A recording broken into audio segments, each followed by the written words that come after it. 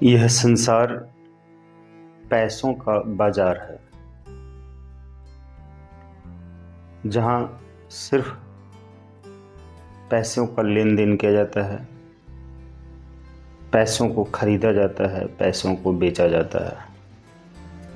रूप अलग होते हैं, वस्तुएं हो जाती हैं, उनको पैसे से खरीदा जाता है और जो वस्तुएं बनती हैं उसमें भी पैसे लगते हैं। ये सिर्फ पैसों का बाजार है ये संसार। पैदा होने से पहले और मरने के बाद तक, जब तक आप जिंदा भी रहेंगे बीच में, तब तक आप पाएंगे कि पैसे, सिर्फ पैसे और पैसे की ही बात हो रही है। आप जब माँ के गर्भ में आते हैं तो जो पति पत्नी आपको गर्भ में डालते हैं, गर्भ में उत्पन्न करने की प्रक्रियाओं से गुजरते हैं, उन माता पिता को धन से ही जिंदा रहना पड़ता है। उन माता पिता के शरीर में जो खून है, जो जान है, जो मांस है, जो अंग है, जो शरीर है, उस रोम रोम में पैसा लगाया गया है। और जब आप गर्भ में आते हैं तब आप को सुरक्षित रखने के लिए, ग्रोथ देने के लिए उस स्त्री को खान पान करने के लिए पैसों की ज़रूरत होती है और ट्रीटमेंट के लिए भी पैसे की ही ज़रूरत पड़ती है। पैसा। और जब आप गर्भ से बाहर आते हैं तो भी पैसों का ही खर्च होता है।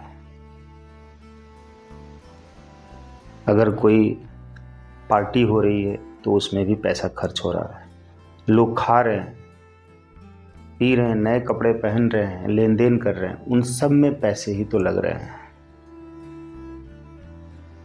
कहाँ नहीं पैसे लग रहे हैं।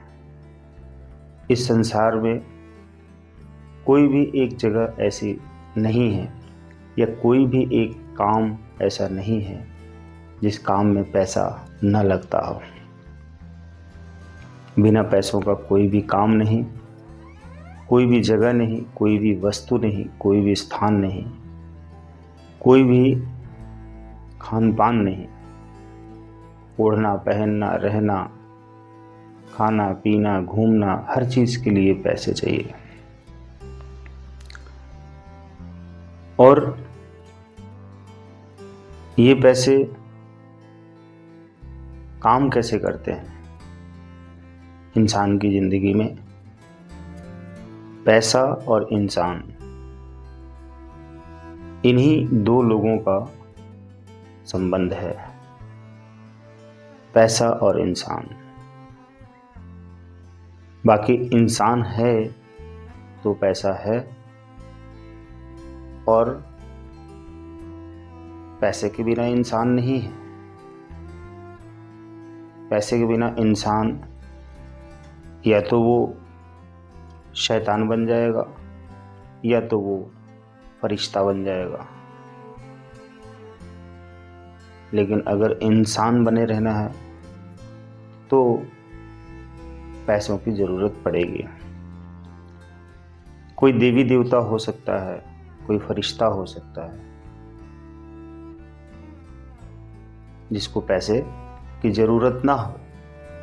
लेकिन ज़रा सोच कर देखिए कि किस देवी देवता को पैसा नहीं चाहिए और किस देवी देवता को पैसे चढ़ाए नहीं जाते हैं। और किस देवी देवता से आप पैसे मांगते नहीं हैं,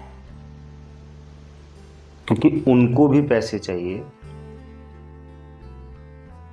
तभी तो आप उनके दरबार में जाते हैं तो उनसे कुछ ना कुछ मांगते हैं। आप कुछ भी मांगते हैं, कुछ भी, उस कुछ में भी पैसा शामिल है। पैसों का अनंत रूप है, स्वरूप है। उन रूपों में किसी भी रूप में अगर आप किसी देवी देवता से कुछ मांगते हैं तो उसमें भी पैसे लगते हैं। मतलब पैसे का वो एक रूप होता है। घर मांगते हैं तो घर क्या फ्री में मिल जाएगा? गाड़ी मांगते हैं तो गाड़ी में भी पैसा लगेगा। अच्छा स्वास्थ्य मांगते हैं तो उसमें भी तो पैसा खर्च करना पड़ेगा, अलग से खाना पीना पड़ेगा, एक्सरसाइज के लिए जिम जाना पड़ेगा, तो पैसे तो लगेंगे ना। शिक्षा मांग रहे हैं तो बच्चे को पढ़ाना है, एजुकेशन देना है, तो उसमें तो पैसा लगेगा ना। ये जो पैसे का बाजार है जिसमें मनुष्य पैसे को खरीद रहा है, पैसे को बेच रहा है, और इसी पैसे के लिए मनुष्य लड़ भी रहा है, मर भी रहा है, मार भी रहा है, कट भी रहा है, काट भी रहा है, और बेईमानी भी कर रहा है, झूठ भी बोल रहा है, ईर्ष्या भी कर रहा है, छल भी कर रहा है, धोखा भी कर रहा है, चोरी भी कर रहा है, इसी पैसे के लिए। ये एक ऐसा बाजार है जहाँ पे मनुष्य पैसे के लिए बेईमान बन रहा है, पैसे के लिए अपमानित हो रहा है, और पैसा ही उसको सम्मान दिला रहा है। मनुष्य और पैसा, इन्हीं दोनों का ये बाजार है। बाजार चाहे किसी भी चीज का हो, आप जाते हैं वहां, या तो कुछ बेचते हैं या तो कुछ खरीदते हैं। और इस बाजार में कोई झोपड़ी में रहता है, कोई महल में रहता है। इसी बाजार में किसी का पैसे के लिए अपमान होता है और किसी का पैसे के लिए सम्मान होता है। ये ऐसा बाजार है जिसमें पूरा जीवन समझ में आता है कि आपका जीवन क्या है। इस जीवन में आप बचपन से लेकर बड़े होने तक क्या पाते हैं? आपको धन कमाना ही पड़ेगा और अपने ऊपर धन को खर्च करना पड़ेगा, खाने पीने से लेकर पहनने ओढ़ने तक। जो कपड़े खरीदते हैं अपने ऊपर पहनने के लिए, इसलिए कि आप अच्छे लगेंगे, सुंदर लगेंगे, सम्मानित लगेंगे, सजे धजे लगेंगे, खूबसूरत लगेंगे, मेंटेन लगेंगे, और खुद को अच्छा लगेगा, दूसरों को अच्छा लगेगा। तो जिसके पास पैसा आता है ज़्यादा, वो तो शो करेगा ना, वो तो दिखाएगा, क्योंकि उसको ये दिखाना है कि मेरे पास पैसे हैं। तो गाड़ी खरीदता है, ज़रूरत नहीं है तब भी। मोबाइल खरीदता है, उतनी ज़रूरत नहीं है तब भी, कम ज़रूरत है फिर भी वो खरीदता है। इनमें वो पैसे को लगाता है, और लोभ लालच में, पैसे को ज़्यादा बढ़ाने के लालच में वो कहीं पर इन्वेस्ट करता है जहाँ पर उसका पैसा डूब जाता है। शेयर मार्केट में लाखों करोड़ों लोगों के पैसे डूब जाते हैं, कहाँ चले जाते हैं, और ऐसे लोग डिप्रेशन में पागल हो जाते हैं। किस चीज़ के लिए? उस पैसे के लिए। पैसे के लिए ही इंसान पागल हो जाता है। उसी पैसे के लिए जब कर्ज में डूब जाता है कोई व्यक्ति, तो सुसाइड कर लेता है। उसी पैसे के लिए किसी को रिश्वत में फंसा दिया जाता है। एक ईमानदार इंस्पेक्टर को या एक ईमानदार किसी इंसान को, अधिकारी को रिश्वत में फंसा दिया जाता है, और उसको जेल भेजकर फांसी चढ़ा दी जाती है, या वो बाद में खुद ही जेल से आने के बाद खुद को फांसी लटकाकर मर जाता है, क्योंकि वो कलंक नहीं धो पाता और समाज के सामने नज़रें नहीं उठा पाता। वो सच होते हुए भी सच साबित नहीं कर पाता और इस अपमान में वो खुद को ख़त्म कर लेता, सुसाइड कर लेता। पैसे के लिए ही तो उसके ऊपर रिश्वतखोरी का इल्ज़ाम लगाया जाता है कि वो ईमानदार है, और पैसा उसके घर में शिफ्ट कर दिया जाता है और सीबीआई ऑफिसर को भेजकर उसको अरेस्ट करवा लिया जाता है, रंगे हाथों पकड़कर उसके ऊपर इल्ज़ाम लगाकर।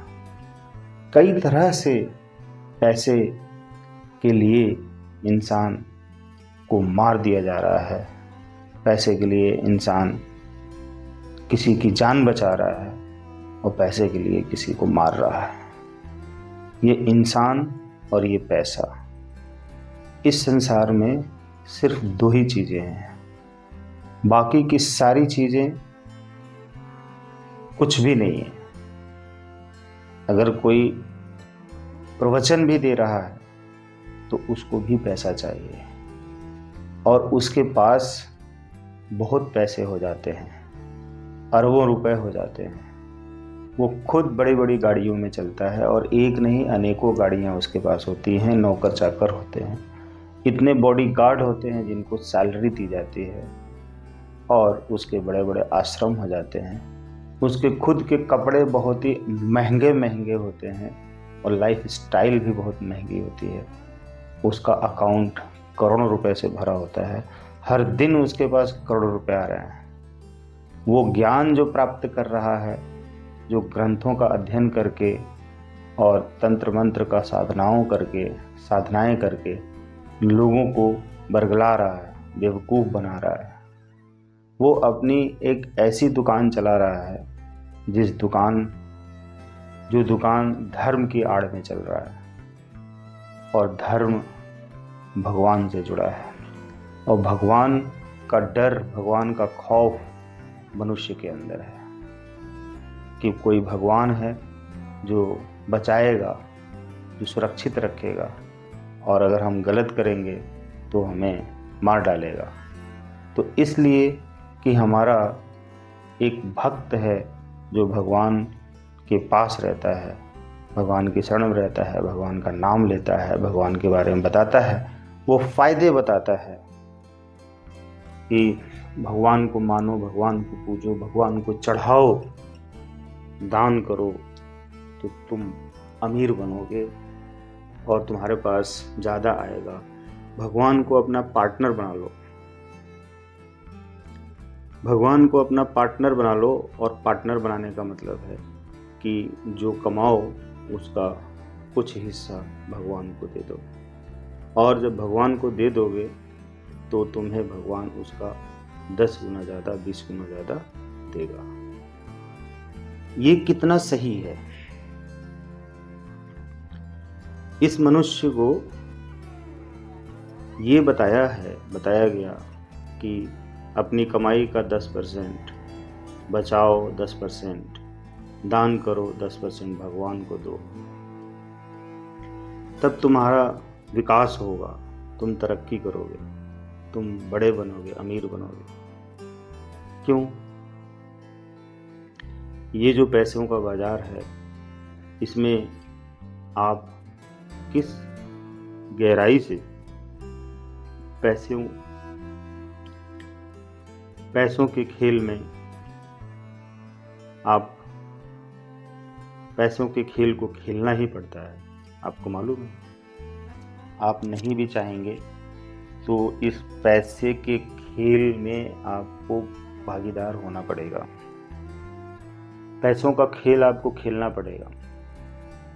आप महीनों बरसों तक कुछ पैसे जोड़ के कुछ लाख, कुछ करोड़ बना लेते हैं। वो पैसा एक दिन आपके पास से दूसरे के पास चला जाता है।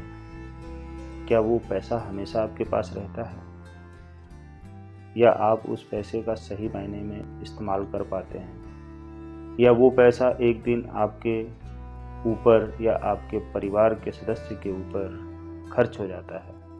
अगर आपके परिवार के ऊपर घर में किसी सदस्य को कोई भारी संकट आ गया, एक्सीडेंट हो गया, कोई बीमार पड़ गया या भूचाल में आपका घर ख़त्म हो गया, तो उस टाइम पर क्या वो पैसा आप बचा के रखेंगे या उस टाइम पर उस पैसे से अपनी वो ज़रूरत पूरी करेंगे?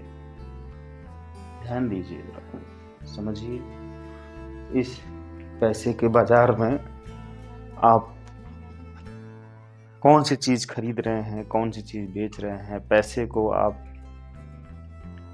बढ़ाने के लिए किसी दूसरे को दे रहे हैं और दूसरा व्यक्ति उस पैसे को लेकर किसी और को दे रहा है, वो किसी और को दे रहा है और उसके बदले में वो ज़्यादा पाने की उम्मीद कर रहा है और ज़्यादा पाने के लिए सोच रहा है और ज़्यादा पाने के नियम पर चल रहा है।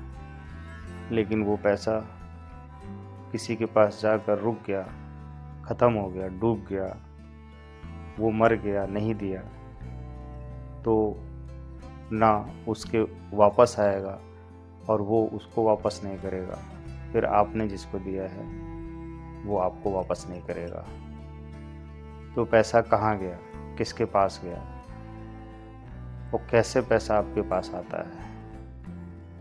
इस पैसे के खेल में आप कैसे माहिर बन पाएंगे और इन सारी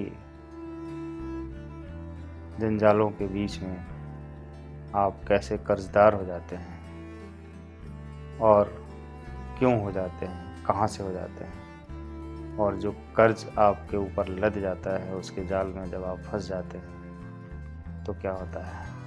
ज़रा सोचिए,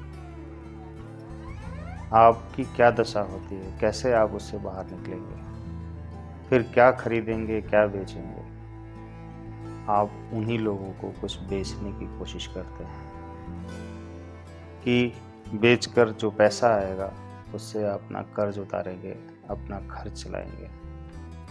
बचने बचाने की बात तो बहुत दूर की है, कहाँ से बचाएंगे? क्या करेंगे जिस घर में आपने लाखों रुपए या करोड़ों रुपए लगाए हैं, कैसे भी कमा कर, लोन लेकर? क्या उस घर से आपको पैसा आ रहा है या उस घर में आपका पैसा जाकर ब्लॉक हो गया? अब उस घर में आप रह रहे हैं, आप उस घर में रहकर कितना सुकून पा रहे हैं? वो घर पूरी तरह से उधार में है, बैंक के पास गिरवी है।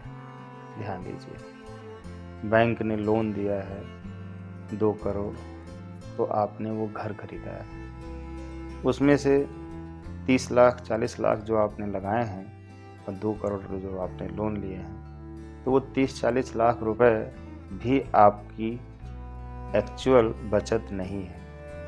वो 30-40 लाख रुपए भी जो आपने डाउन पेमेंट दिए हैं, वो डाउन पेमेंट का जो पैसा है वो भी आपने किसी न किसी से उधार ही लिया है, कहीं न कहीं से, क्योंकि उतना आपके ऊपर पहले से ही किसी न किसी का कर्ज है, किसी बैंक का, किसी वस्तु का, कहीं न कहीं से। तो वो जो आपने 30-40 लाख रुपए डाउन पेमेंट के रूप में दिए या लगाए या अपने पास से उठाकर उस मकान में लगा दिया, तो वो पैसा भी चला गया और 2 करोड़ जो आपने कर्ज लिया वो तो आपका है ही नहीं। अब आप कमाएंगे तो उसको EMI देंगे बैंक को, और बैंक ने किसी और से लिया है।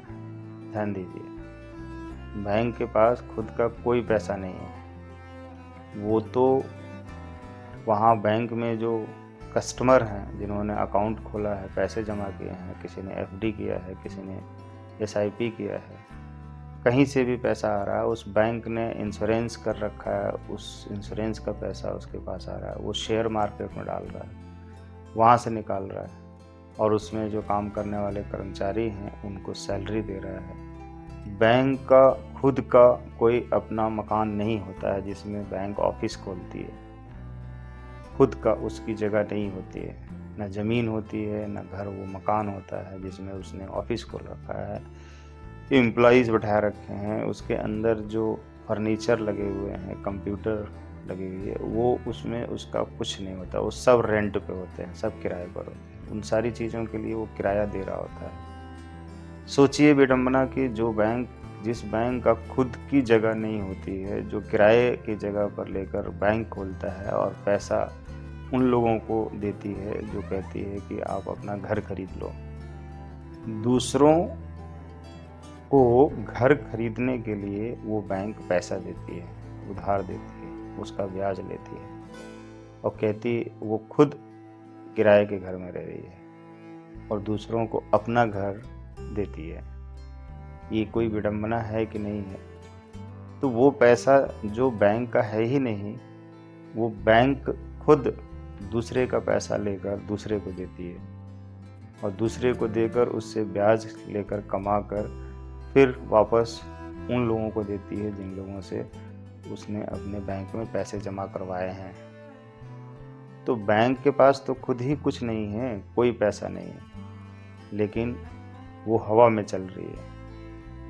ना ही उसका अपना वो घर मकान है जिस मकान में उसने ऑफिस खोला है, और ना ही पैसा उसका है, ना ही कंप्यूटर उसका है। हर चीज़ को रेंट पे लिया है और इतना सिस्टम बनाकर चल रही है जैसे कि सब कुछ उसका हो। वो जो आपको क्रेडिट कार्ड मिलते हैं, उस क्रेडिट कार्ड में जो पैसे होते हैं उसको आप सिर्फ वस्तु खरीदने में खर्च कर सकते हैं, और या कहीं से भी आप उस पैसे को खर्च करते हैं, लेकिन फिर आपको वापस से 30 दिन में 45 दिन में भरना पड़ता है, और अगर आप नहीं भरते हैं तो उसका ब्याज भरना पड़ता है साथ में, और एक्स्ट्रा चार्जेज भरने पड़ते हैं, और आपका सिविल स्कोर खराब होता है। क्या आपको समझ में आ रहा है कि ये जो पैसों का बाजार है, इस बाजार में मनुष्य खरीदार है। मनुष्य जो है उस बाजार में जाता है, इस बाजार में है मनुष्य। मनुष्यों दिखाई देता है कि ये मनुष्य हैं, ध्यान दीजिए, लेकिन वो मनुष्य का रोम रोम और हर शब्द, हर विचार, हर काम, हर खान पान, हर रहन सहन, उठना बैठना, सोना जागना पैसों के लिए होता है, पैसों के खातिर होता है, पैसों के लिए होता है, पैसों के लिए होता है, सिर्फ पैसों के लिए होता है। कोई भी व्यक्ति आपसे जुड़ता है तो उसको आपसे पैसा चाहिए। देखिए, पैसा मतलब जो रुपया पैसा है, वो मैं आपको ये समझा रहा हूँ कि किसी भी रूप में कुछ भी आप किसी भी व्यक्ति को देते हैं तो वो आप समझिए पैसा है। मतलब वस्तु के रूप में, कपड़े के रूप में, खाने के रूप में, और मकान के रूप में, ज़मीन के रूप में, गाड़ी के रूप में, घड़ी के रूप में, मोबाइल के रूप में, गिफ्ट के रूप में, स्टेशनरी के रूप में, किताबों के रूप में, फोटो तस्वीर के रूप में।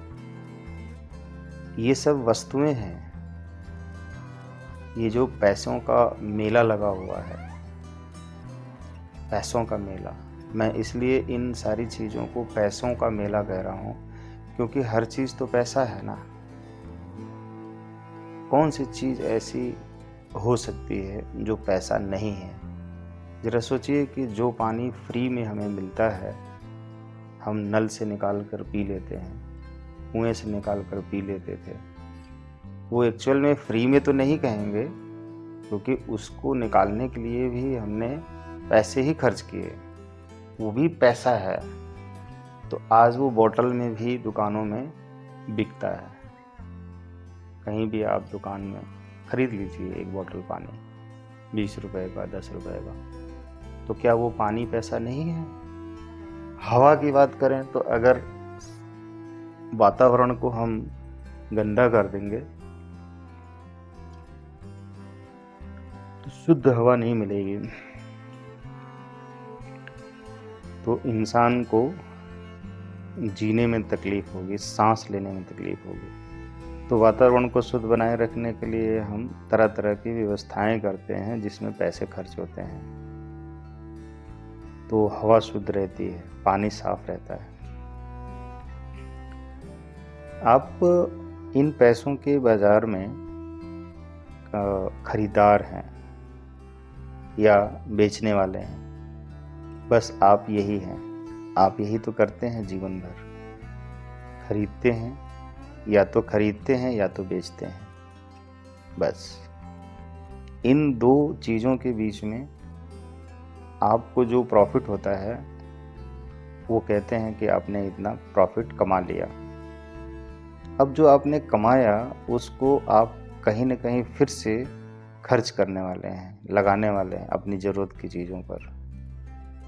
तो वो लगाएंगे और फिर ये भी सोचेंगे कि कुछ पैसे बचा के रखें जिससे कि वो पैसा भविष्य में काम आएगा। तो आज आप ये सोच रहे हैं कि वो पैसा भविष्य में काम आएगा, बढ़ के आएगा, बचा इमरजेंसी में काम आएगा। ये बिल्कुल सही बात है। तो आप कर क्या रहे हैं? पैसे के लिए ही तो जो कुछ कर रहे हैं वो कर रहे हैं। पैसे के अलावा और कुछ कर रहे हैं क्या? किसी भी चीज़ का आप उपभोग कर रहे हैं, कोई चीज़ कंज्यूम कर रहे हैं, इलेक्ट्रिसिटी आप कंज्यूम कर रहे हैं, यूज कर रहे हैं, तो उसका बिल आपको भरना है। जो भी बिल आएगा महीने के अंत में वो आपको भरना है। तो वो बिजली भी आपको पैसे से ही प्राप्त होती है। अब उस बिजली से चलने वाले जो भी अप्लायंसेस हैं, पंखा, कूलर, टीवी, एसी या और चीज़, बड़ी फैक्ट्रियाँ, तो यहाँ तक कि ट्रेनें भी चल रही हैं और भी तमाम चीज़ें हैं। तो उन सभी चीज़ों में जो इलेक्ट्रिसिटी की पावर एक्सपेंड होती है उसके लिए भी आपको पैसा पे करना पड़ता है। बिना पैसा पे किए आपको उसकी सुविधा नहीं मिल पाएगी। पंखा आपको हवा नहीं मिल पाएगी, पंखे की हवा। टीवी चलाने को नहीं मिल पाएगी। मोबाइल को चार्ज नहीं हो पाएगा उसकी बैटरी बिना बिजली के। तो उसमें भी आपको पैसे लगाने ही पड़ते हैं। पैसे के इस बाज़ार में आप या तो खरीदार हैं या तो आप बेचने वाले हैं। आप बेचते हैं तो पैसा मिलता है, और जो चीज़ भी आप बेचते हैं उसको बेचने में आपने खुद पैसे लगाए हुए हैं। कोई वस्तु बेच रहे हैं, सब्जी बेच रहे हैं, फल बेच रहे हैं, कपड़े बेच रहे हैं, बुक्स बेच रहे हैं, मोबाइल बेच रहे हैं, मिठाई बेच रहे हैं, गोलगप्पे बेच रहे हैं, या आप खिलौने बेच रहे हैं, कपड़े बेच रहे हैं, घर बेच रहे हैं, ज़मीन बेच रहे हैं, सर्विस बेच रहे हैं, आप किसी को काउंसलिंग बेच रहे हैं, कोई ट्रेनिंग बेच रहे हैं। आप ये सारी चीज़ें बेच रहे हैं, या कोई गाड़ी बेच रहे हैं, कार बेच रहे हैं, बाइक बेच रहे हैं, साइकिल बेच रहे हैं। अब बेचने के लिए आपको हर जगह पे कहीं न कहीं आपको दुकानें मिलती रहेंगी। चिप्स बेच रहे हैं, आटा दाल चावल बेच रहे हैं, तेल बेच रहे हैं, पानी बेच रहे हैं, घी बेच रहे हैं, दूध बेच रहे हैं, मक्खन मलाई बेच रहे हैं, पनीर बेच रहे हैं, गाय भैंस जानवर बेच रहे हैं, फसल बेच रहे हैं, घास बेच रहे हैं, कूड़ा बेच रहे हैं, ये सब बेच रहे हैं। कोई अपना टाइम बेच रहा है जो नौकरी कर रहा है, कोई टाइम खरीद रहा है, उस टाइम को खरीद कर अपने लिए काम कर रहा है। ये जो पैसों का बाज़ार लगा हुआ है, इस बाज़ार में दो ही चीज़ें होती हैं, एक खरीदने वाला होता है, एक बेचने वाला होता है। तो जो लोग खरीद रहे हैं उनको उसकी ज़रूरत है, या कुछ लोग शौक़ से खरीद रहे हैं। तो जो खरीद रहे हैं उनको पैसे बेचने वाले को देने पड़ते हैं। तो जो खरीद रहा है उसके पास पैसा है तो वो कमा के ला रहा है, वो पैसा कहीं से खरीदा। ध्यान दीजिए, सामान बेचकर खरीदा या सर्विस बेचकर खरीदा या टाइम बेचकर खरीदा या नॉलेज बेचकर खरीदा। जॉब करने वाला इंसान जो नौकरी कर रहा है वो अपना टाइम बेच रहा है, अपनी स्किल बेच रहा है, अपना टैलेंट बेच रहा है। उसको उसका पैसा मिल रहा है, वो पैसा ला रहा है तो राशन खरीदने के लिए वो पैसा खर्च कर रहा है, बिजली खरीदने के लिए पैसा खर्च कर रहा है, कपड़े खरीदने के लिए, घूमने के लिए पैसा खर्च कर रहा है। तो आप धीरे धीरे आज उस अवस्था में चले गए हैं जहाँ पर जो पैसा आपका नहीं है उस पैसे को भी आप खर्च कर रहे हैं, और जो पैसा आपका नहीं है उस पैसे को भी आप खरीद रहे हैं। जरा सोचिए, आज जो या आज से पहले भी पैसे को लेकर जो हालात बने हुए थे, बनते बनते आज इस हालात में आप पहुंच गए हैं कि आपका पैसा नहीं है वो 1 लाख रुपए जो क्रेडिट कार्ड में है, वो पैसा आपको प्रिंट करके बैंक ने उस कार्ड के माध्यम से दे दिया। अब वो 1 लाख रुपए उसके अंदर है, आपने जमा नहीं किया है और बैंक ने भी नहीं जमा किया है, ध्यान दीजिए, लेकिन उसने सॉफ्टवेयर के थ्रू उसमें 1 लाख रुपए प्रिंट किया है। वो सिर्फ हवा में है, उस कार्ड के अंदर पैसे नहीं हैं।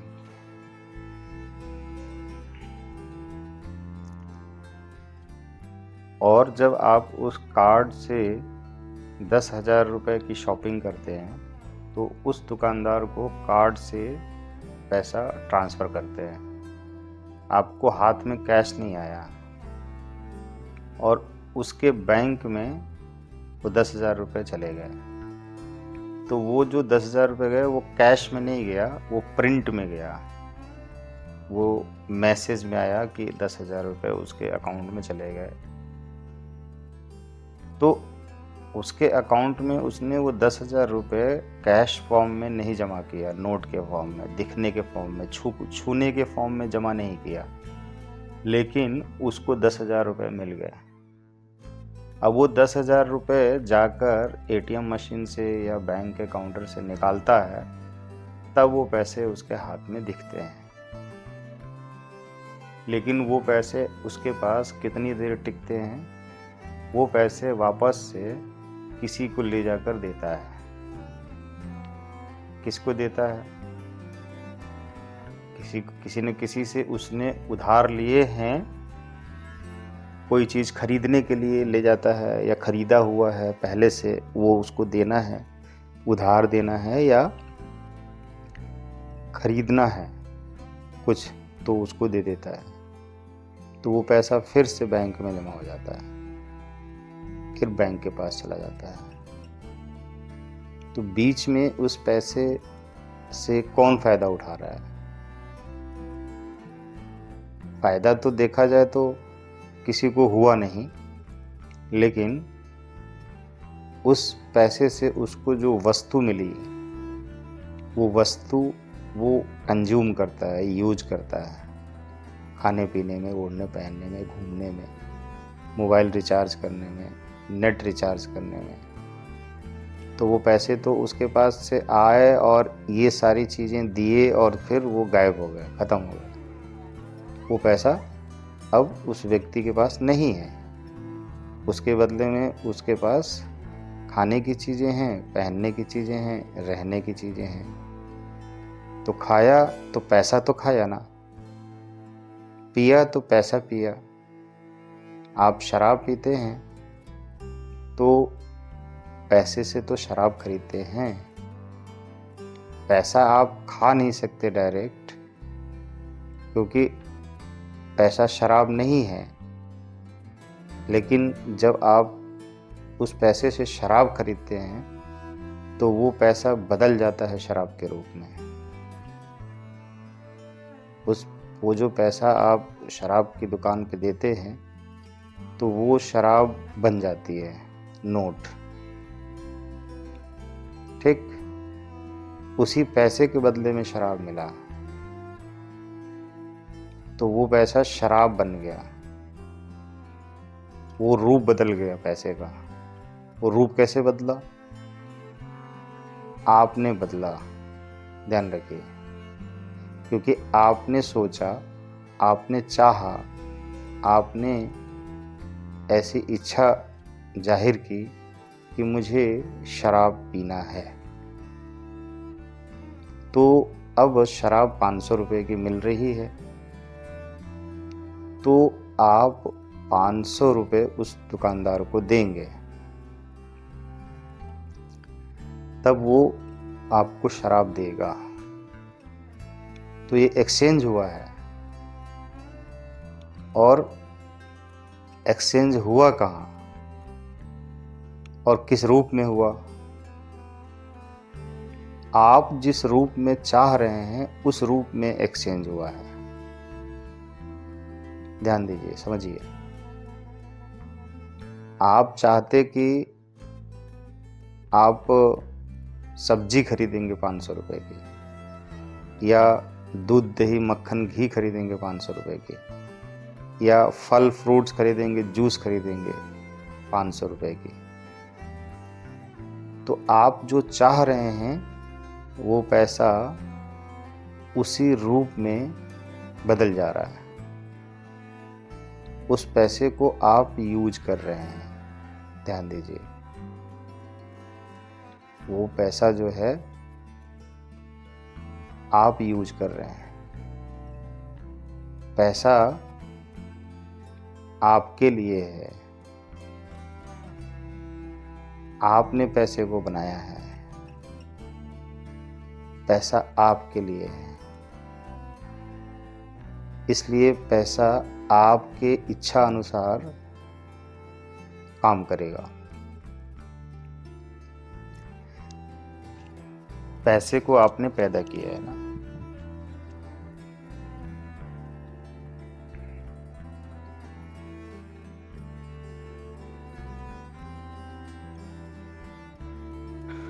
क्यों पैदा किया है पैसे को आपने? इस पैसे के बाजार में आप पैसा बनाते हैं खुद, क्योंकि व्यवस्था अच्छी रहे, व्यवस्था सिस्टम में रहे। उसका एक मूल्य निर्धारित करते हैं पैसे का, एक कीमत, एक प्राइस। और जब आप ये प्राइस निर्धारित कर लेते हैं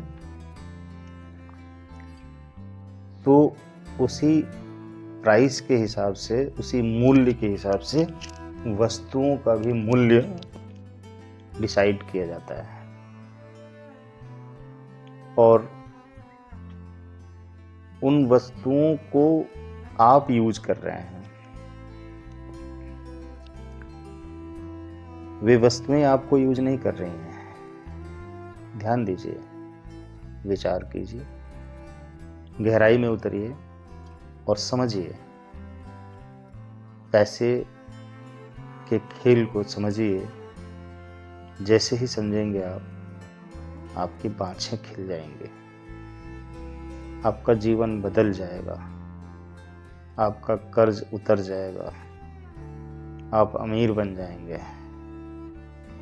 क्योंकि इस पैसे के जाल में फंसकर आप पैसे को बड़ा बना दिया है,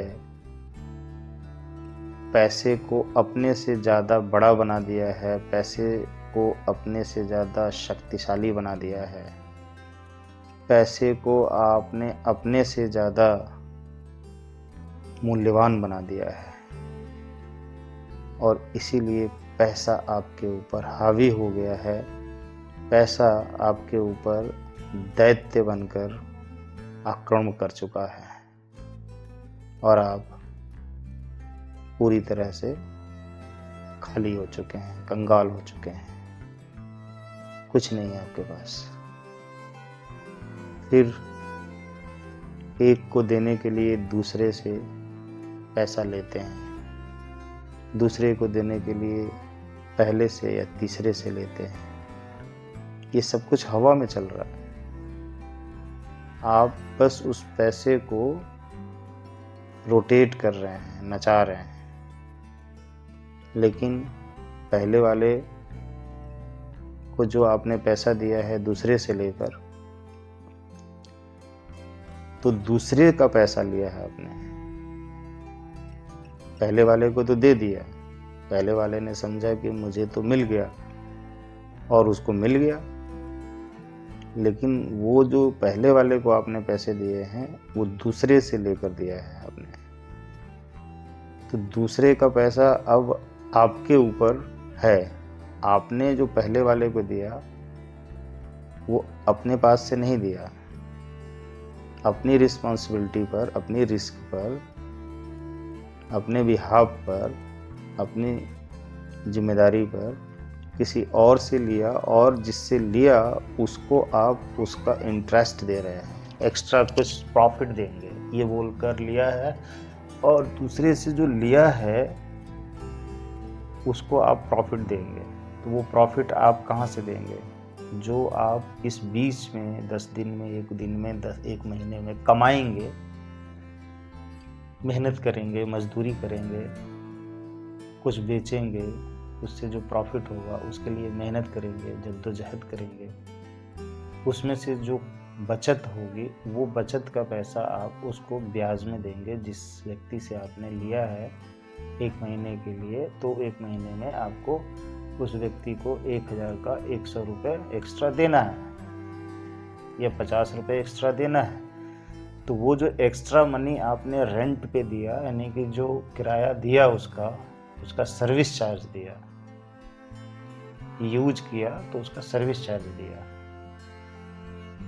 तो अब दूसरे व्यक्ति को देना है, लेकिन 1 महीने बाद लौटाना है। तो 1 महीने बाद आपने जो 1000 रुपये उसको देना है वो आप नहीं कमा पाए अपने पास से, और कमाए तो आपने अपनी ज़रूरतों पे खर्च किए, आपके पास बचा नहीं, इसलिए आप उसको दे नहीं पा रहे हैं। तो अब तीसरे व्यक्ति से लेंगे और दूसरे व्यक्ति को देंगे, तीसरे व्यक्ति को अब इंटरेस्ट देंगे। तो आप अब उस पैसे को इसी तरह से चौथे से तीसरे को, 5वें से चौथे को, 6ठे से 5वें को, और हर पहला व्यक्ति ये सोच रहा है कि उसका पैसा मिल गया, लेकिन जो दे रहा है उसके ऊपर से वो पैसा खत्म नहीं हुआ और उसके ऊपर और भार बढ़ता जा रहा है। और इसकी जो ज़्यादा कमाई होनी चाहिए, जिस उम्मीद से वो लेकर कर रहा है कि ज़्यादा कमाई होने से वो कर्ज भर देगा, समाप्त हो जाएगा, तब इसको ऐसा कुछ भी रोटेट नहीं करना पड़ेगा। लेकिन अब ज़्यादा कमाई हो जाए तो कैसे हो जाए? नहीं हुआ तो फिर क्या होगा? जिसका लिया है 5वें 6ठे का, अब उसका पैसा ब्लॉक हो जाएगा, हवा में चला जाएगा, मिलेगा नहीं।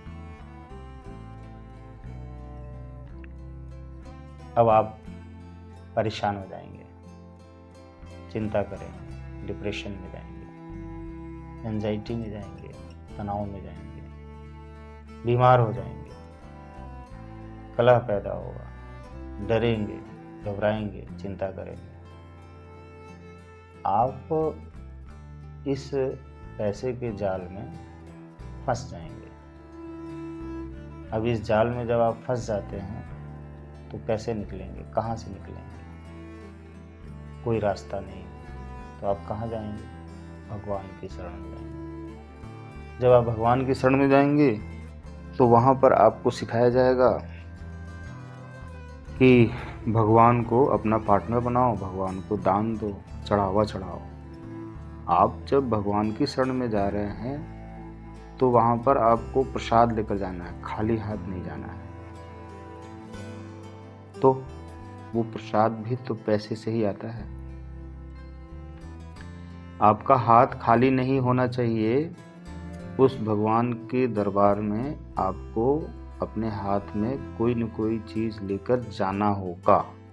आपको मिठाई लेकर जाना होगा, फूल लेकर जाना होगा, पैसा लेकर जाना होगा, या कोई चढ़ावा कपड़ा ले जाना पड़ेगा, कुछ भी।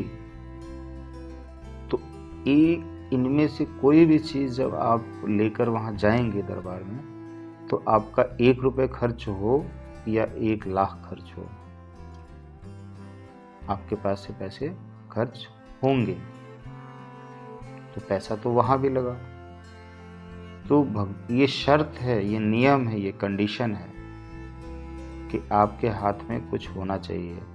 वहाँ पर जो पुजारी बैठा हुआ है, जो पंडित बैठे हुए हैं, जो उस मंदिर में सेवाधारक हैं, कर्मचारी हैं,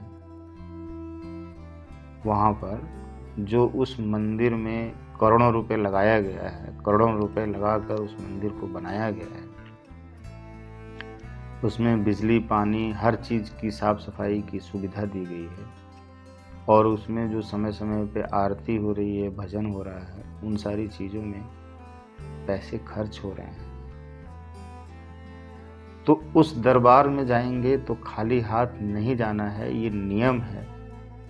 क्योंकि वहाँ खाली हाथ जाएंगे तो खाली ही लौट कर आएंगे। अगर आप वहाँ चढ़ावा चढ़ाने जाते हैं, भगवान को कुछ दे कर आते हैं, अब आपको भगवान को देना है। देखिए,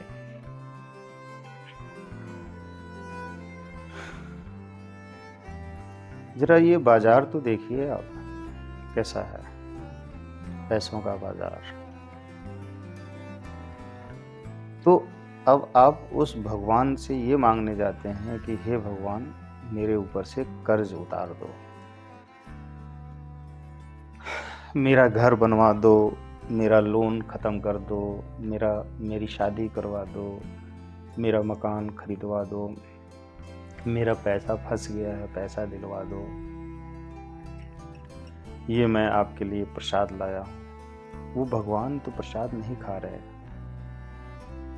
वो जो आप पैसा लेकर जा रहे हैं ना, 1 रुपये, 10 रुपये, आप देखेंगे कि उसी भगवान के दरबार में जहाँ पर आप खड़े होकर दर्शन कर रहे हैं, ठीक, और उसके आगे आपको नहीं जाना है, भगवान के चरणों में नहीं जाना, भगवान उतनी दूर पर हैं और आपको थोड़ी दूर पर उनके द्वार पर खड़े होना है या बैठना है, वहाँ से अपनी प्रार्थना करनी है।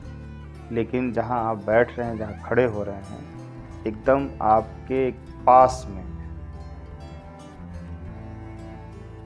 सामने उस पार पंडित पुजारी बैठे हैं या खड़े हैं, और उनके जस्ट सामने दान पात्र बना हुआ है, दान पेटिका बनी हुई है। उस दान पेटिका में आप कुछ न कुछ पैसे डालेंगे, डालना है। वो उसी का प्रतीक है।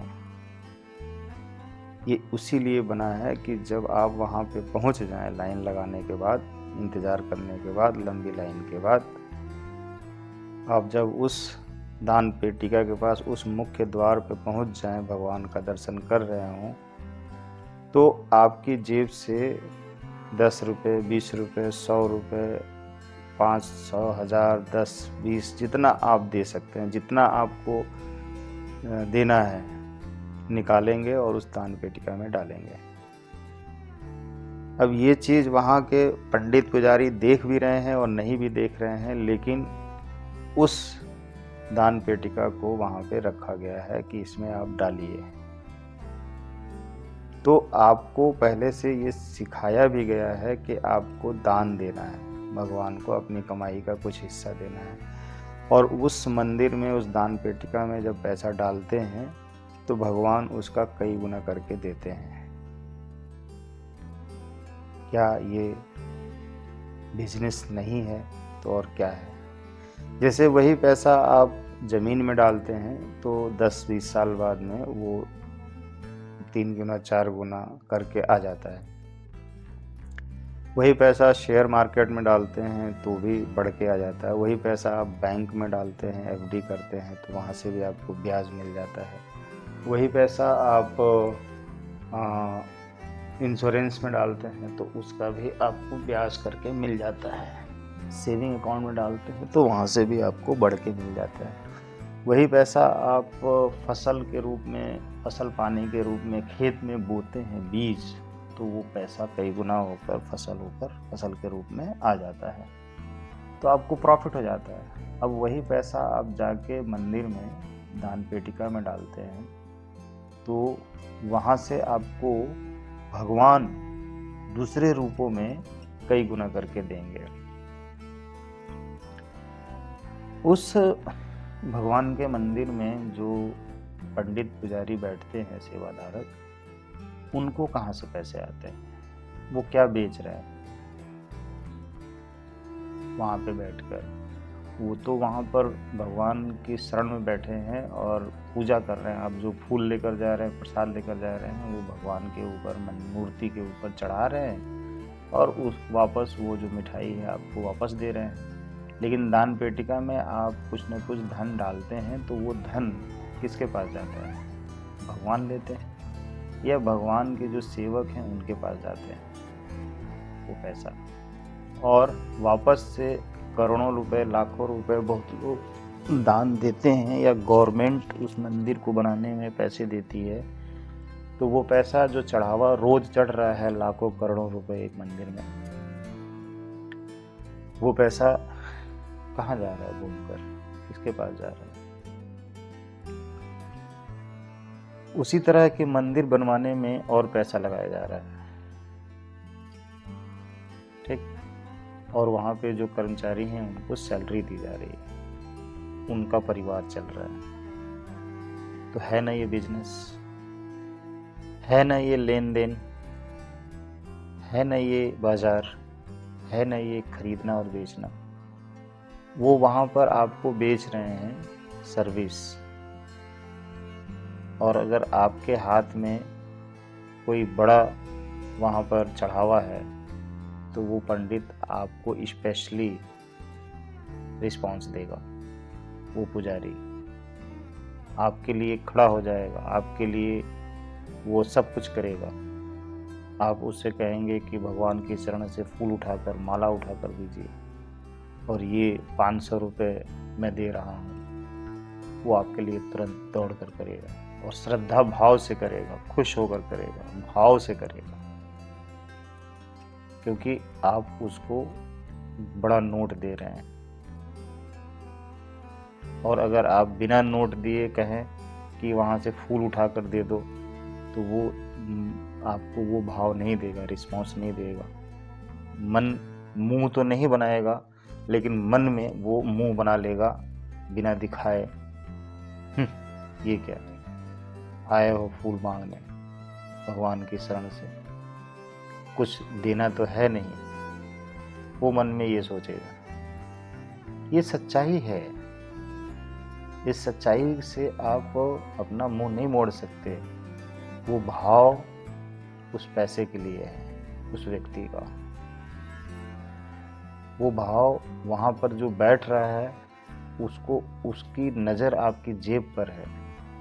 जो पंडित पुजारी बैठे हैं, जो दिखा रहे हैं, बता रहे हैं कि हम भगवान के बहुत बड़े भक्त हैं और मैं बहुत बड़ा पंडित हूँ, पुजारी हूँ। वो जो ज्ञान सीख रहा है, उस ज्ञान को सीखने में वो पैसे लगा रहा है, टाइम लगा रहा है, एनर्जी लगा रहा है, मेहनत कर रहा है। तो उसको भी उसी ज्ञान के सुनाने के बदले आपको जो सुनाएगा तो उसको पैसा चाहिए। बिना पैसे का वो कथा नहीं करेगा पंडित आपके यहाँ, मंत्र जाप नहीं करेगा, हनुमान चालीसा, सुंदर कांड का पाठ नहीं करेगा आकर फ्री में कोई पंडित, मंत्र जाप नहीं करेगा कोई पंडित। उसको पैसा चाहिए, वो दौड़ दौड़ कर करेगा। वो पुजारी को पैसा चाहिए। जितने लोग आध्यात्मिक सेंटर खोल के बैठे हैं उनको भी पैसा चाहिए। आप प्रजापिता ब्रह्मा कुमारी ईश्वरीय विश्वविद्यालय में जाइए, हर साल कोई न कोई कुछ जरूर सेंटर खुल जाते हैं। 9,000 10,000 सेंटर पूरे विश्व में हो गए हैं। उस सेंटर को खोलने के लिए क्या पैसे नहीं लगते हैं? वो पैसा कहाँ से आता है? वो कहते हैं कि हम आपसे कोई चढ़ावा नहीं लेते हैं। तो बिना चढ़ावा लिए उनके पास पैसे कहाँ से आ जाते हैं? चढ़ावा लिए बिना वो आपको वहाँ पर एंट्री नहीं देंगे। शुरू में 7 दिन जो आपको free of cost free class देते हैं, उसके बाद फिर जब आप उनके यहाँ मुरली सुनने जाते हैं, तो जो उस क्लास में आपको दिया जाता है ना, सिखाया जाता है, उस क्लास में ये सिखा दिया जाता है कि आपको देना कैसे है। जो आप मुरली सीखते हैं तो वहाँ पर मुरली में आपके माइंड की प्रोग्रामिंग की जाती है कि आप जब भगवान को देते हैं तो आपका कितना बढ़ जाता है, आपका दुख खत्म हो जाता है।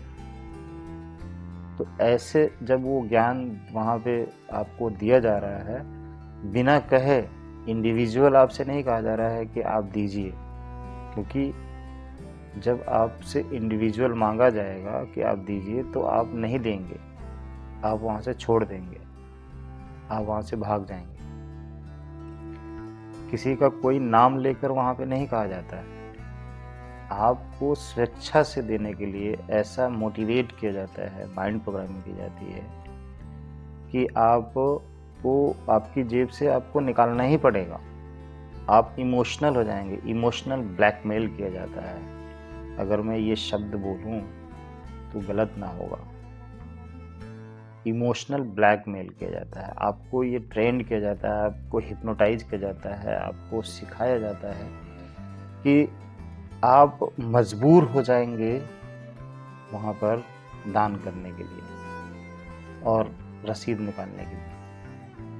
तो जब जितना बड़ा दान आप देंगे, आपको वहाँ पर उतना ही सम्मान दिया जाएगा, और आप एक बार देंगे तो वहाँ पर आपको और ज़्यादा अगले दिन से वहाँ के जितने भी सेवादार होते हैं वो आपके प्रति और ज़्यादा अलर्ट हो जाएंगे, और ज़्यादा आपके आसपास घूमेंगे, और ज़्यादा आपके लिए काम करेंगे, आपकी चापलूसी करेंगे। ऐसे शब्द अगर मैं कहूँ तो गलत ना होगा।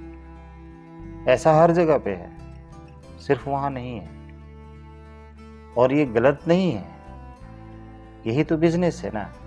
वो अपनी सर्विस बेच रहे हैं, अपना अध्यात्म बेच रहे हैं, अपना ज्ञान बेच रहे हैं, अपनी पॉजिटिविटी बेच रहे हैं, और आपको खरीदना है, क्योंकि मुफ्त में नहीं है कुछ भी, फ्री में नहीं है कुछ भी। तो आप सोचेंगे कि वहाँ पे तो फ्री में आप बैठ सकते हैं, सीख सकते हैं, तो आपको उसका फ़ायदा नहीं होगा, ध्यान दीजिए।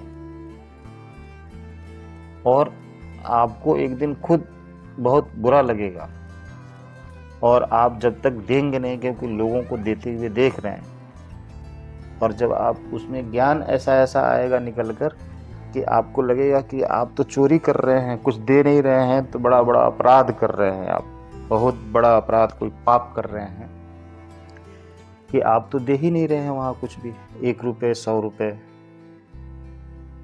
कुछ भी नहीं दे रहे हैं। तो ये आपको खुद ही बहुत बड़ा पाप लगेगा, मतलब आप अपराध बोध महसूस करेंगे कि आप तो यहाँ आते हैं और मुरली सुनते हैं, ज्ञान सुनते हैं, और आप कुछ देते नहीं हैं।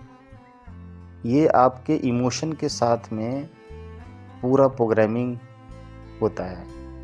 आप इमोशनल लेवल पर उस तरह से तैयार हो जाएंगे कि आपको देना ही पड़ेगा, क्योंकि this is law of nature, और अगर आप देंगे नहीं तो आपको फ़ायदा ही नहीं होगा।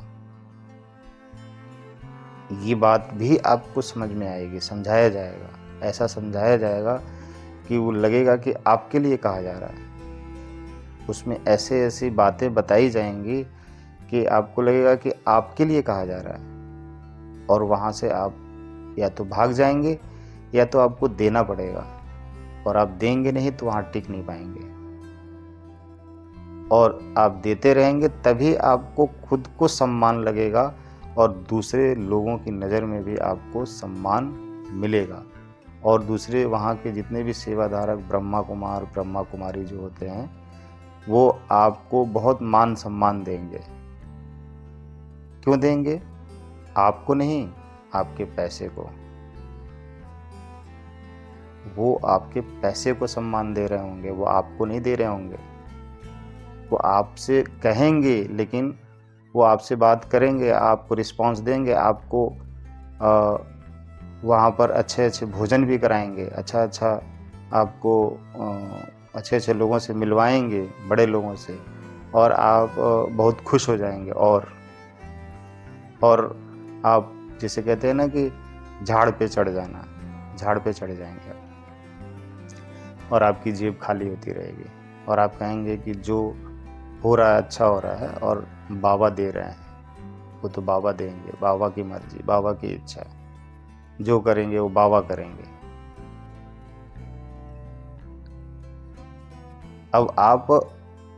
अब इमोशनल लेवल पर इतना हिप्नोटाइज हो चुके रहेंगे कि हर सांस में आप बाबा बाबा करेंगे।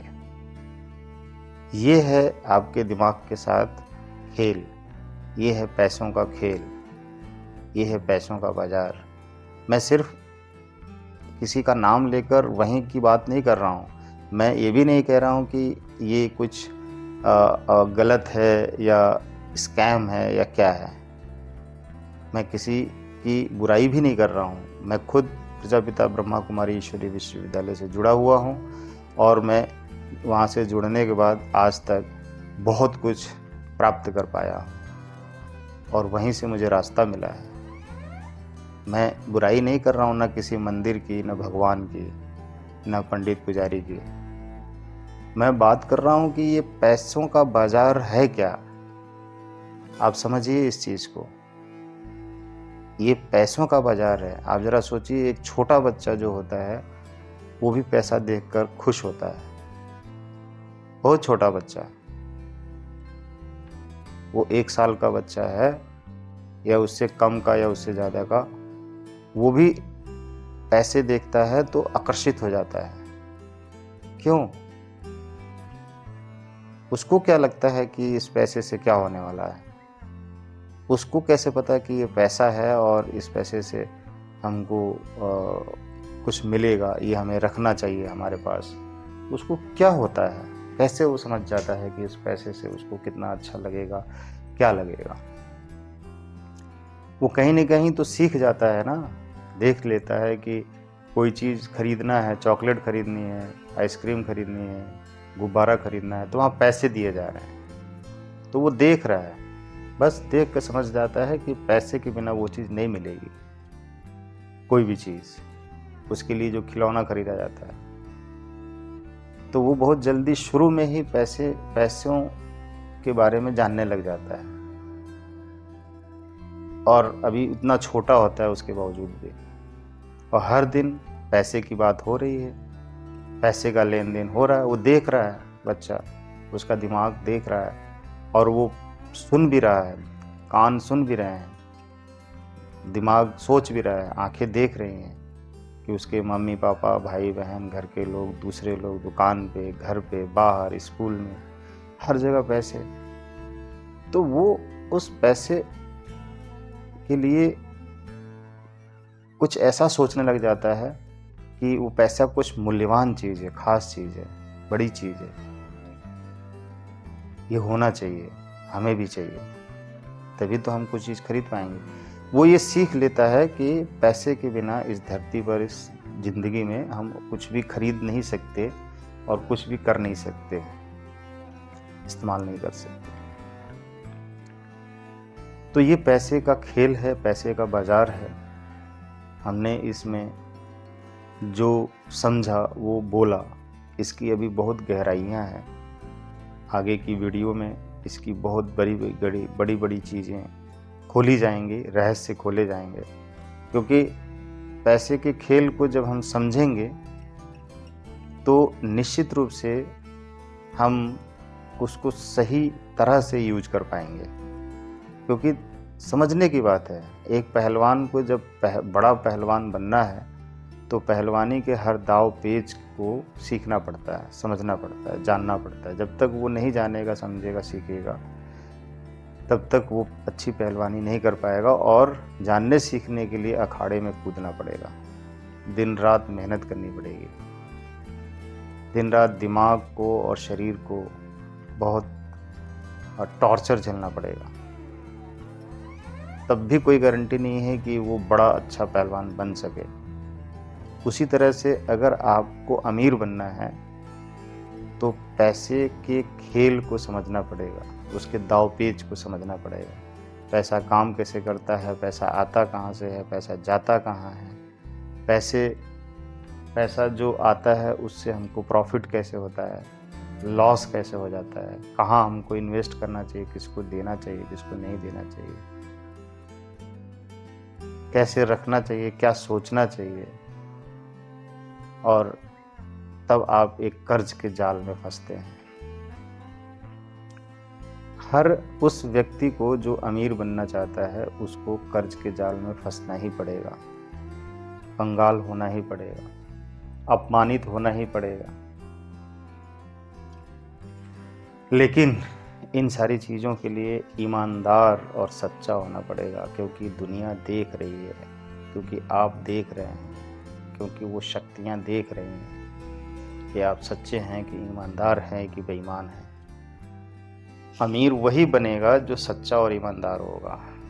कर्ज में चाहे कितना भी फंस जाए वो निकल जाएगा और अमीर बन जाएगा। लेकिन जो बेईमान है, झूठा धोखेबाज है, वो कभी अमीर नहीं बन पाएगा और कर्ज में तो वो फंस ही जाएगा, और या तो वो जेल जाएगा, या तो वो सुसाइड करेगा, या तो वो दुनिया छोड़कर भाग जाएगा, एक देश छोड़ के दूसरे देश में चला जाएगा। लेकिन पैसे के खेल को समझे बिना आप अमीर नहीं बन सकते हैं। किसी भी खेल में मास्टर बनना है, विजेता बनना है, चाहे वो खेल कबड्डी का हो, चाहे वो क्रिकेट का हो, चाहे वो कुश्ती का हो, कोई भी खेल आप ले लीजिए, चाहे एक छोटा सा खेल आप ले लीजिए, लूडो जो बच्चे भी खेल लेते हैं, या दूसरे और खेलों की बात करें, बच्चों के खेल, बड़ों के खेल, उस खेल के रूल रेगुलेशन को समझना पड़ता है, कंडीशन को समझना पड़ता है, तभी आप उसको खेल पाएंगे।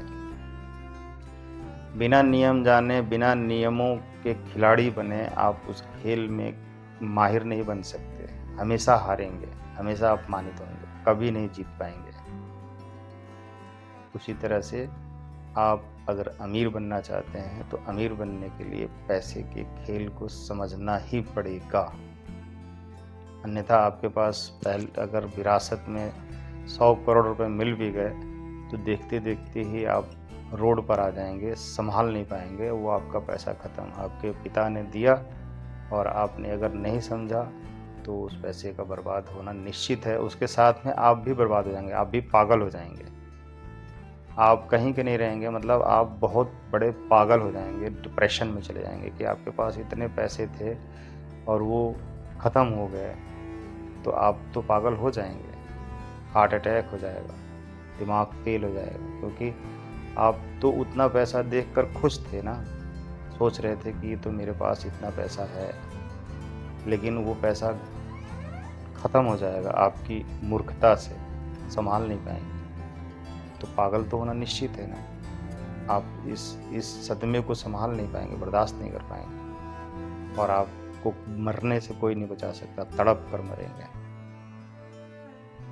तो पैसे को अपने ऊपर हावी अगर होने देंगे तो वो आपको एक विकराल भयंकर दैत्य बनकर निगल जाएगा, और आपके साथ आपके परिवार को भी। लेकिन पैसे के खेल को सही समझ लेते हैं गहराई से, अच्छे से, कि ये काम कैसे करता है, तो फिर आप उसके मास्टर बन जाएंगे, और फिर आप पूजने के लायक देवी देवता बन जाएंगे। फिर लोग आपके पास आकर आपके चरणों में बैठेंगे। ध्यान रखिए।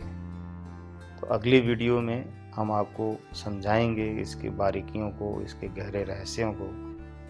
ध्यान से सुनिए, समझिए और हमसे जुड़े रहिए। ज़िंदगी बदलने के लिए आपको हमसे जुड़ना ही पड़ेगा, और हमें चढ़ावा चढ़ाना ही पड़ेगा, हमें धन आपको देना ही पड़ेगा। आप हमें धन देंगे, पैसा देंगे, तो ही आपको हमारे द्वारा बताया हुआ जो ज्ञान है प्राप्त होगा, और उस ज्ञान से आप अमीर बनेंगे। ध्यान दीजिए। धन्यवाद।